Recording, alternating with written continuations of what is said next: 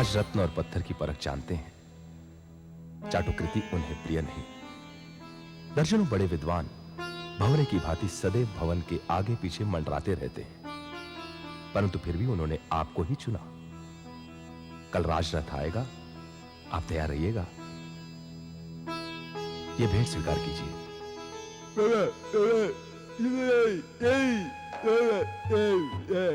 कौन है ये? लगता है बोल नहीं पाता। ये मेरा इकलौता पुत्र विद्यासागर है श्रीमान। मां सरस्वती ने इसे वाणी नहीं दी। ये गूंगा है। ईश्वर की इच्छा के सामने हम सबको नत होना पड़ता है। अच्छा, नमस्कार, मैं चलता हूं।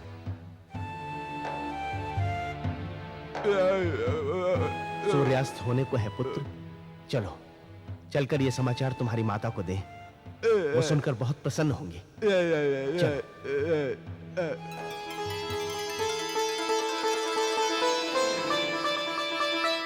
उस पुजारी वाचस्पति में सिवाय घड़ी घंटाल बजाने के और विशेष गुण क्या था जो इतना बड़ा राज्य सम्मान मिल गया? हाँ हाँ, कभी कभी अंधे के हाथों में भी रत्नों का घड़ा लग जाता है। राधे किशन, अपने ज्ञानदेव जी पूरे भूमंडल के विद्वानों में श्रेष्ठ हैं और उस पोंगे पंडित वाचस्पति को राजा ने सम्मान देकर इनका अपमान ही तो किया है। राधे किशन। और नहीं तो क्या, शास्त्रार्थ में उज्जैनी, काशी, कांचीपुरी और तक्षशिला के विद्वानों ने इनके आगे घुटने टेक दिए थे, परंतु अन्याय, घोर अन्याय। इनके ज्ञान की सुगंध तो पूरे भारत में फैल रही है, परंतु राजा के राज्य में यह सुगंध क्यों नहीं पहुंची अब तक? मुझे तो ऐसा प्रतीत होता है कि शीत के कारण राजा की नाक बंद हो गई होगी। राधे किशन। मित्रों, ये सब युग का दोष है। श्राद्ध की खीर राजहंसों को नहीं, कौवों को परोसी जाती है। कौवों की बात चली तो काना कौवा वाचस्पति और उसका गूंगा बेटा राजा की भेंट लिए कैसे चले आ रहे हैं।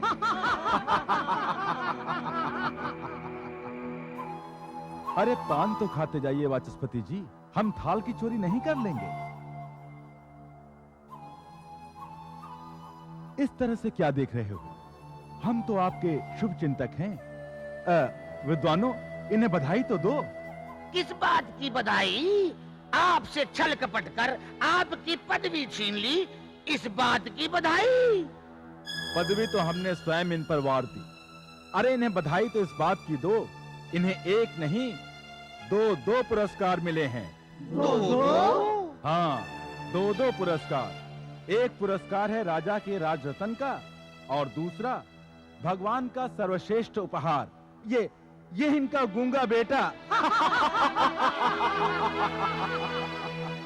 संभाल कर रखना अपने दोनों उपहारों को। इन कड़े कंगनहारों से अपने गूंगे बेटे को सजा लेना।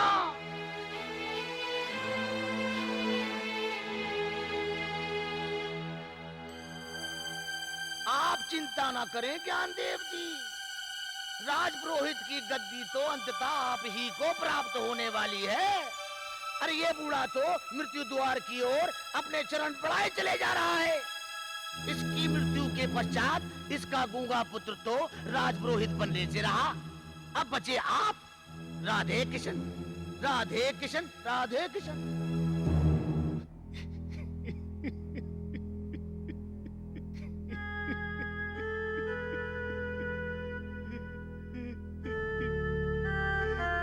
हे माते, राजा ने मेरे सम्मान में यह आभूषण भेजे हैं। राजा के आदर हेतु इन्हें पहनकर जब मैं राजभवन में जाऊंगा तो ये हार, ये कंगन मुझसे लिपटे भुजंग और बिच्छू की तरह प्रतीत होंगे। हे माते, तूने मुझे तो अपने ज्ञान के अथाह सागर से परिपूर्ण कर दिया, किंतु हे ज्ञान की देवी, क्या तेरे अलौकिक ज्ञान के सागर में मेरे पुत्र के लिए एक बूंद भी शेष नहीं थी, जो तूने उसे एक निरीह, जिव्याहीन और पशु की भांति बना दिया। अब मेरे लिए इस राज सम्मान का क्या लाभ? ये तो एक सूखे वट वृक्ष पर हार डालने के समान है। माते, मेरे द्वारा लिखे गए अनेकों शास्त्र, ग्रंथ और काव्य अन्य जनों की भांति मेरा उपहास उड़ा रहे हैं। माते, मेरा उपहास उड़ा रहे हैं। अरे ये क्या स्वामी? स्वामी, आज बड़े भाग्य से ये शुभ दिन आया है और आप रो रहे हैं। स्वामी, अब तो धन की भी कोई कमी नहीं रहेगी। सारे सुख के साधन जुट जाएंगे। धन ही बुढ़ापे में सहायक होता है। आपको अपने अपाहिज पुत्र की चिंता थी, सो वो भी माता ने दूर कर दी। उसका पालन पोषण भी हमारे बाद आराम से हो जाएगा। स्वामी, मैंने सुहागिनों को मंगल गीत गाने के लिए निमंत्रित किया है और आप हैं कि सुबह सुबह कर आप शकुन कर रहे हैं।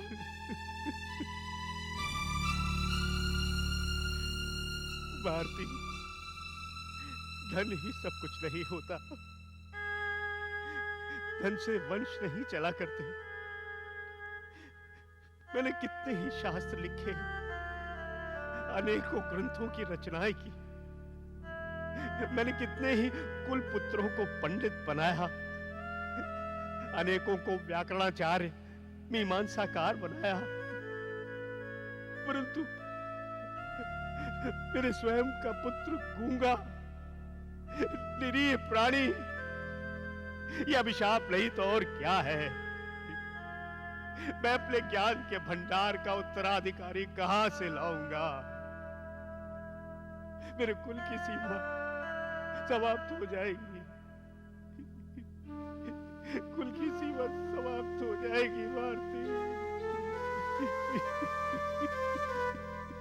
मैं भागिन भी क्या कर सकती हूँ स्वामी? स्वामी, आपने भी नारायण बलि, नाग बलि आदि सभी प्रयोग किए। मैंने भी चंद्रायन व्रत किए, उपवास रखे, अनुष्ठान किए। और माता ने हम ज्ञानी के घर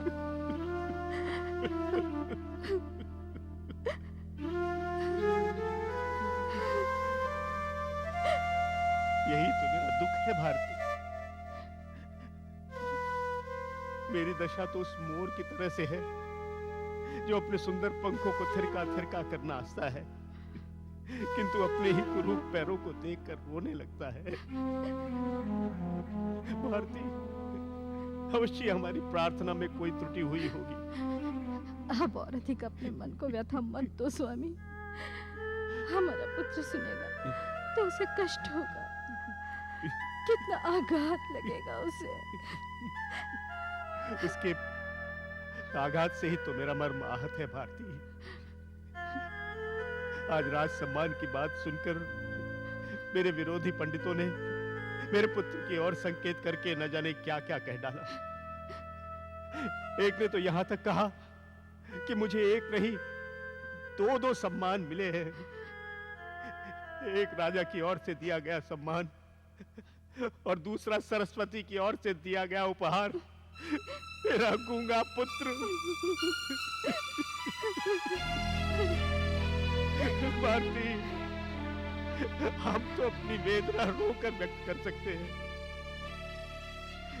लेकिन मेरे मूक पुत्र पर क्या बीत रही होगी? वो बेचारा तो अपनी वेदना व्यक्त भी नहीं कर सकता। भारती, हे माता,